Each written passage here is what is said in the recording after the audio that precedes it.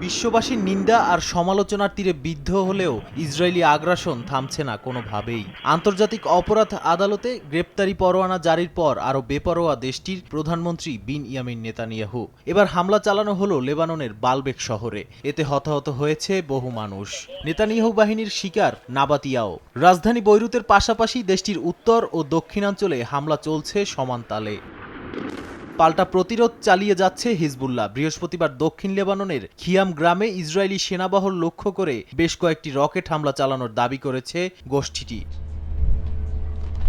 গাজার উত্তরাঞ্চলেও থেমে নেই বোমা হামলা, এতে ঝরছে বহু প্রাণ। শুধু কি উত্তর, দক্ষিণের আল দাহের একটি ফিলিস্তিনি পরিবারের ওপর চালানো হয় নৃশংস হামলা। হামাসের সঙ্গে পাল্টাপাল্টি হামলায় গাজার উত্তরাঞ্চলে এক ইসরায়েলি সেনা প্রাণ হারিয়েছেন বলে জানা গেছে। জরিপ বলছে ইসরায়েলি হামলায় ফিলিস্তিনের পশ্চিম তীরে প্রতিদিন প্রাণ যাচ্ছে ৩ শিশুর।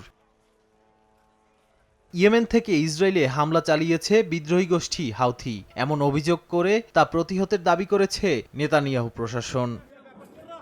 নাদিম মারজান, সময় সংবাদ।